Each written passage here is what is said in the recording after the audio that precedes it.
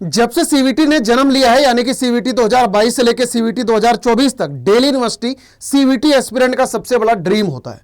Delhi university CVT aspirant का सबसे बड़ा सपना होता है और इसके लिए ये डेटा आपको डिटेल में समझाते हैं कि ओवर और लगभग 26 लाख एप्लीकेंट ने सीवीटी के फॉर्म में दिल्ली यूनिवर्सिटी को सिलेक्ट करा हुआ है। तो भाई ये यूनिवर्सिटी बहुत ही ज्यादा इंपॉर्टेंट बन जाती है बच्चों के बीच में।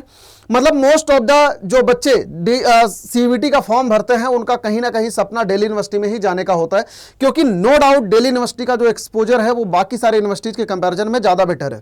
उसके पीछे का रीजन बहुत सारा रीजन है। सबसे मेजर रीजन तो यह है कि दिल्ली यूनिवर्सिटी विश्वविद्यालय के पास में पड़ता है, वहां पर यूपीएससी के टर्म्स में एक्सपोजर अच्छा खासा है। ये अगर आपको आगे जाके एमबीए वगैरह करना है तो दिल्ली यूनिवर्सिटी का एक्सपोजर जबरदस्त है, क्योंकि ये ऑब्वियस सी बात है यार, न्यू दिल्ली में है, मतलब ये दिल्ली में है, तो दिल्ली में सेंट्रल राजधानी है दिल्ली हमारी कंट्री की, तो ऑब्वियस सी बात है कि ये यूनिवर्सिटी सबसे ज्यादा इंपॉर्टेंट बन जाती है। अगर मैं यहां पर कुछ एक डेटा की बात करता हूं तो लास्ट ईयर की अगर मैं बात करता हूं तो लगभग 28.5 लाख बच्चों ने दिल्ली यूनिवर्सिटी का सिलेक्शन करा था सीवीटी के फॉर्म में। इस साल ऑब्वियस सी बात है सीवीटी के फॉर्म में बच्चे गिरे हुए हैं, तो इस बार 26 लाख बच्चों ने दिल्ली यूनिवर्सिटी का सिलेक्शन करा, मतलब डीयू सबसे टॉप पर है। यहां पर आप देख सकते हो DU is the most popular university among 261 participating higher education. तो भैया इस वजह से दिल्ली यूनिवर्सिटी बहुत ही ज्यादा इंपॉर्टेंट बन जाती है। अगर मैं इसमें टोटल नंबर ऑफ सीटों की बात करता हूं बच्चों, तो लगभग 80,000 के करीब सीटें, लास्ट ईयर से सीटें इस बार बढ़ी हुई हैं। लास्ट ईयर लगभग 72,000 77,000 के करीब सीटें थी, इस बार लगभग 80,000 के करीब सीटें हैं। नियर अबाउट 26 लाख बच्चों ने दिल्ली यूनिवर्सिटी का सिलेक्शन कर रखा है, तो ये यूनिवर्सिटी के बारे में जानना बहुत ही जरूरी बन जाता है। अब यार यहां पर डीयू के एडमिशन प्रोसेस के बारे में डिटेल में चर्चा करेंगे कि आखिरकार जिन बच्चों का सपना है दिल्ली यूनिवर्सिटी में जाने का, उनको कब क्या क्या चीजें करनी होती है, क्योंकि इसकी काउंसलिंग थोड़ी टेक्निकल होती है, उसके बारे में भी मैं आगे चर्चा करूंगा। लेकिन सबसे पहले तो आप एडमिशन प्रोसेस के बारे में अच्छी तरीके से समझना। जो भी चीज इंपॉर्टेंट लगे बेटा नोट्स बना लेना, क्योंकि बार बार को आपको ताकि सेशन देखने की जरूरत ना पड़े। सबसे इंपॉर्टेंट बात है, ये कटआउट डीयू के ब्रोशर से ही मैंने लिया हुआ है। यहां पर आप देख सकते हो सबसे पहला पॉइंट डीयू के ब्रोशर का ये, एडमिशन जो है दिल्ली यूनिवर्सिटी में बेस्ड ऑन सीवीटी यूजी 2024 के हिसाब नंबर पर ही है। इसके अलावा except for the admission school of open learning, बेटा एसओएल में सीवीटी के मार्क्स पर नहीं होता है, एसओएल में डायरेक्ट एडमिशन होता है। इसके अलावा एनसी वेब में नहीं होता, फॉरेन नेशनल का भी नहीं होता। लेकिन अगर डीयू में अगर आपको जाना है रेगुलर कॉलेज में, तो उसके लिए आपको सीवीटी का फॉर्म भरना पड़ता है। अब यार यहां पर कुछ एक और इंपॉर्टेंट बातें, इसका पॉइंट नंबर 5 जो लिखा है, the admission to the university of Delhi it is mandatory for the candidate appear in CUET UG 2024 in those subject in which he is appearing in class 12th। इसका कहने का मतलब यह है, जैसे मान लो अगर आप मैथ का पेपर अगर आपने सीवीटी में दिया है और अगर आप लेट से मैथ डोमेन आप लेना चाहते हो इसके पेपर में, तो ऑब्वियस सी बात है वो आपका 12वीं में सब्जेक्ट होना चाहिए। इसमें बेटा सब्जेक्ट मैपिंग होती है डीयू के काउंसलिंग में। तो अगर आपने वो सब्जेक्ट क्लास 12th में नहीं लिया होगा, सीवीटी का पेपर आपने डिफरेंट सब्जेक्ट में दिया होगा, तो ऑब्वियस सी बात है कि आप इसके लिए एलिजिबल नहीं हो पाओगे। अब यहां पर मैं आगे डिटेल में चर्चा करता हूं कि आखिरकार आपको अगर डीयू में जाना है तो आपको किन किन चरण से होकर गुजरना पड़ेगा, किन किन स्टेप्स को फॉलो करना पड़ेगा। तो यार इसका एडमिशन प्रोसेस इनफैक्ट डीयू का ही नहीं, किसी भी यूनिवर्सिटी का एडमिशन प्रोसेस मेनली ये स्टेप्स में होता है।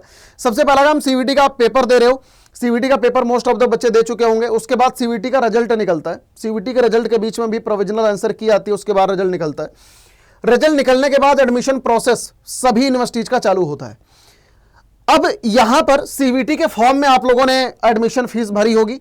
इसके बाद जब आपकी काउंसलिंग होगी, तो अगर मान लो आप डीयू की काउंसलिंग कराओगे तो डीयू का अलग से आपको फॉर्म भरना पड़ेगा, अलग से उसका रजिस्ट्रेशन होगा, अलग से उसकी फीस लगेगी। अगर आप बीएचयू में एडमिशन कराओगे तो बीएचयू का अलग से लगेगा, अगर बाकी यूनिवर्सिटीज का कराओगे तो बाकी का अलग से लगेगा। अब यहां पर सबसे बड़ा सवाल आपका यह उठता होगा कि सर अगर हमने सीवीटी के फॉर्म में एक बार को एप्लीकेशन फीस भरी है तो क्या यहां पर दोबारा भरने की जरूरत पड़ेगी? तो जी हां बच्चों, पड़ेगी। दूसरा सवाल बच्चों का कि सर अगर मान लो यहां पर हम 5 यूनिवर्सिटी की काउंसलिंग कराते हैं तो क्या हमारे को फीस 5 बार और भरनी पड़ेगी? तो जी हां बच्चों, 5 बार आपको भरनी पड़ेगी। ये सिर्फ और सिर्फ सीवीटी के फॉर्म में नहीं, आप दुनिया की किसी भी कॉलेज की काउंसलिंग बेटा अगर आप कराते हो, हर जगह पर सेम यही प्रोसेस होता है। आप जितने यूनिवर्सिटी की काउंसलिंग के लिए जाते हो वहां पर उतने यूनिवर्सिटी का अपना एडमिशन फीस होता है, काउंसलिंग फीस होता है। तो जैसे मान लो अगर आपको दिल्ली यूनिवर्सिटी के लिए जाना है तो डीयू का सीएसएस पोर्टल है, बीएचयू के लिए जाना है तो बीएचयू एडमिशन का पोर्टल है, बाकी सारे यूनिवर्सिटीज का अपना अलग अलग पोर्टल होता है। तो यहां पर इस सेशन में मैं आपको डिटेल में समझाने वाला हूं कि आखिरकार डीयू का जो एडमिशन होता है वो उसमें क्या क्या स्टेप्स आपको फॉलो करने होते हैं, कैसे कैसे क्या क्या होता है। अब आगे जरा डिटेल में समझते हैं इसको। सबसे पहला काम होता क्या है, आप सीवीटी के एग्जाम के बाद आपकी प्रोविजनल आंसर की आती है, जिसमें आप अपने आंसर को चैलेंज कर सकते हो। आंसर वगैरह चैलेंज करने के बाद 2-4 दिन बाद आपका रिजल्ट निकलता है सीवीटी का, उसके बाद आपकी काउंसलिंग का प्रोसेस चालू होता है। तो ये पूरा का पूरा स्टेप होता है। अब डीयू की काउंसलिंग के लिए बच्चों, डीयू का सीएसएस पोर्टल है, ये सिर्फ और सिर्फ सीएसएस पोर्टल सिर्फ और सिर्फ डीयू के लिए। कई सारे बच्चे सोच रहे होंगे कि क्या सर सीएसएस पोर्टल के थ्रू बाकी कॉलेज का नहीं करा सकते? जी नहीं बच्चों, नहीं करा सकते आप। अगर आपको डीयू यूनिवर्सिटी में जाना है तो उसके लिए आपको सीएसएस पोर्टल के थ्रू ही आपको काउंसलिंग करानी है। ये पोर्टल सिर्फ और सिर्फ डीयू के लिए है, बाकी किसी कॉलेज के लिए नहीं है। अब होता क्या है कि जो डीयू का सीएसएस पोर्टल है, इसमें बेटा 3 फेजेज होते हैं। सबसे पहला फेज तो ये होता है फेज 1 रजिस्ट्रेशन का, आप रजिस्ट्रेशन करते हो, उसमें फीस वगैरह सबमिट करते हो। उसके बाद फेज 2 होता है चॉइस फिलिंग का। भैया ये जो चॉइस फिलिंग वाला प्रोसेस है, ये सबसे ज्यादा इंपॉर्टेंट होता है, क्योंकि यही डिपेंड करता है आपके कॉलेज सिलेक्शन में। फेज 3 होता है सीट एलोकेशन, मतलब कि जब सीट एलोकेट हो जाएगी, ऑब्वियस सी बात है कि आप अपने कॉलेज में चले जाओगे। तो मेनली ये 3 फेजेज होते हैं। जिन बच्चों को अगर सीएसएस में डाउट है तो सिर्फ और सिर्फ सीएसएस पर मैं एक्सक्लूसिव वीडियो डिटेल में लेके आने वाला हूं, आपको उसमें डिटेल में समझाऊंगा कि आखिरकार कैसे कैसे चॉइस भरनी होती है, कैसे कैसे रजिस्ट्रेशन करना होता है, कैसे कैसे सीट एलोकेशन होता है। पूरा डिटेल में A to Z एकदम माइन्यूट लेवल पे ले जाके मैं समझाऊंगा। अगली वीडियो उसी पे आने वाली है, तो उसको देख लेना आप लोग। अब जरा यहां पर आप देखो, सीएसएस पोर्टल में सबसे इंपॉर्टेंट चीज क्या होता है बेटा? मोस्ट इंपॉर्टेंट थिंग क्या होता है सर? Preference list. ये प्रेफरेंस लिस्ट बच्चों आपको कैसे बनाना है? ये आपको एक्सपर्ट की गाइडेंस में ही बनाना है, क्योंकि लगातार पिछले 2 सालों का मेरा अनुभव रहा है, कई सारे बच्चों का स्कोर उतना ज्यादा अच्छा नहीं होता, लेकिन उनकी प्रेफरेंस बहुत अच्छी होती है। और जब प्रेफरेंस उनकी अच्छी होती है तो बेटा उनको कॉलेज सीट एलोकेशन आराम से मिल जाता है। और कई सारे बच्चों की रैंक होती है, लेकिन उनकी प्रेफरेंस लिस्ट सही नहीं होती, उनकी प्रेफरेंस लिस्ट ऊपर नीचे कर देते हैं। जो कॉलेज मिलने लायक होते हैं उनको ऊपर ही नहीं रखते कई बार को, तो पता लग रहा है कुछ अनाप शनाप कॉलेज मिल जाता है, क्योंकि प्रेफरेंस लिस्ट में ही बेटा सबसे ज्यादा गलतियां होती हैं। अगर मान लो आपका नंबर है बहुत ज्यादा अच्छा और आपने गलती से भी ऊपर कोई गलत कॉलेज भर दिया, और पहली बार में अगर सीट एलोकेशन हो गई तो सीट विड्रॉ करने के अलावा दूसरा कोई ऑप्शन नहीं होता।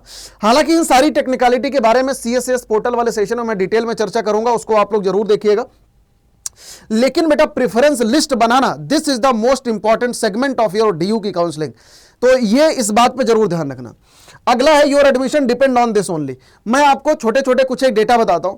मेरा एक बच्चा सीवीटी 2022 का था, उसका मैंने इंटरव्यू भी लिया था, उसके 405 नंबर थे बेटा, लेकिन प्रेफरेंस लिस्ट अच्छी उसकी थी, उसको किरोड़ीमल कॉलेज में बीएससी स्टैटिस्टिक्स ऑनर्स मिला है।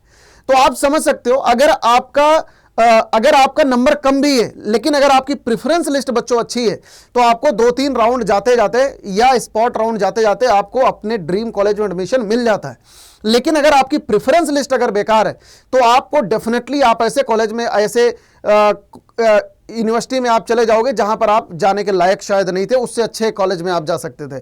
ठीक है, तो इस बात का यार जरूर ध्यान रखना, प्रेफरेंस लिस्ट सबसे ज्यादा इंपॉर्टेंट है। अब जब प्रेफरेंस लिस्ट वगैरह भरने के बाद सीट एलोकेशन होता है, सीट एलोकेशन वगैरह के बाद आपका फीस जमा होता है, फीस जमा होने के बाद यार कॉलेज में एडमिशन हो जाता है। तो ये पूरा का पूरा प्रोसेस होता है दिल्ली यूनिवर्सिटी की काउंसलिंग का, और सॉरी डीयू के एडमिशन का। डीयू का जो एडमिशन है, जो सीएसएस पोर्टल है, उसके बारे में डिटेल में चर्चा मैं नेक्स्ट वाले सेशन में आपको करूंगा। लेकिन उसके पहले कुछ एक इंपॉर्टेंट फैक्ट्स हम जान लेते हैं। सबसे इंपॉर्टेंट बात है, सीवीटी 2023 की अगर मैं बात करता हूं, तो सीएसएस 2023 के हिसाब से जो किरोड़ीमल था, किरोड़ीमल बेटा मोस्ट पॉपुलर कॉलेज था ये डीयू का। अब ये देखो ऐसा क्यों था, अब आई डोंट नो, लेकिन बच्चों का सबसे ज्यादा पसंदीदा कॉलेज जो था लास्ट ईयर किरोड़ीमल था। और इसके अलावा बीकॉम ये सबसे ज्यादा प्रेफर्ड कोर्स था, ठीक है, कॉमर्स का। तो आप ये समझ सकते हो बेटा कि कितना, मतलब इस हिसाब से आप समझ सकते हो कि कंपटीशन सबसे ज्यादा किरोड़ीमल में रहा होगा, और इसके अलावा बीकॉम ऑनर्स में रहा होगा। तो इसकी कट ऑफ भी खैर अच्छी खासी गई थी। इसके अलावा अगर मैं लास्ट ईयर की बातें करता हूं, तो लगभग 71,000 करीब के सीवीटी 2023 में इसकी सीटें थी, ठीक है, और उसके पहले 65,000 सीटें थी। अब इसके अलावा कुछ एक रियल कंपटीशन देखते हैं। ऑफिशियल डेटा शो करता है कि लास्ट ईयर सीवीटी जब 2024 का पेपर हुआ था, सॉरी 23 का पेपर हुआ था, सीएसएस पोर्टल में 2,18,355 बच्चों ने, ये देखो candidate have registered on CSS portal, मतलब कि नियर अबाउट 2 लाख बच्चों ने रजिस्टर करा था। आउट ऑफ विच लगभग 1.5 लाख कैंडिडेट ने successfully submitted the CSS DU application form. इसमें से 63,770 candidate have not completed the submission process. तो ये चीज मैं आपको क्यों समझाना चाहता हूं पता है? ये बात इस वजह से समझाना चाहता हूं, लास्ट ईयर 28 लाख बच्चे डीयू को सिलेक्ट करा था, 28 लाख बच्चों ने, लेकिन सीएसएस की काउंसलिंग को कितने बच्चों ने करवाया? मतलब रजिस्ट्रेशन करा लगभग 2 लाख बच्चों ने, फीस सबमिट करी लगभग 1,54,000 बच्चों ने, और इसके अलावा 63,000 बच्चों ने जमा ही नहीं करा। तो अगर आप रियल कंपटीशन अगर आप देखोगे तो लगभग 1,54,645 बच्चों ने डीयू की सीएसएस काउंसलिंग में पार्टिसिपेट करा था प्रॉपरली, और इसमें से लगभग नियर अबाउट 70-72,000 बच्चों को कॉलेज मिल गया। तो आप ये समझ सकते हो कि ऐसा नहीं है कि आपका ड्रीम कॉलेज यार देखो बहुत ज्यादा दूर है। अब यहां पर कुछ एक इंपॉर्टेंट डेटा और देख लेते हैं। तो यहां पर आप देख सकते हो किरोड़ीमल में सबसे ज्यादा एप्लीकेशन पड़े थे 1,61,533, और इसके अलावा उसके बाद हिंदू कॉलेज में लगभग 1.5 लाख बच्चे, और इसके बाद हंसराज कॉलेज में लगभग 1,57,000 बच्चे, उसके बाद रामजस में 1,56,000 बच्चे। तो ये डीयू के कॉलेज के अंदर का कॉम्पिटिशन है, मतलब सबसे नंबर 1 पे किरोड़ीमल, हिंदू, उसके बाद हंसराज, उसके बाद रामजस, समझ रहे हो। हालांकि मैं आपको देखो, अब यहां पे कई सारे बच्चों का ये डाउट आता है कि सर क्या हमारे को कॉलेज का प्रेफरेंस इसी ऑर्डर में भरना चाहिए? तो जी नहीं बेटा, ऐसे नहीं भरना चाहिए, क्योंकि हर कॉलेज का हर डिपार्टमेंट अच्छा नहीं होता, समझ रहे हो। तो हर कॉलेज की अपनी एक स्पेशलिटी होती है। जैसे मान लो अगर आप केमिस्ट्री ऑनर्स करना चाहते हो तो आपकी प्रेफरेंस लिस्ट कुछ और होती है।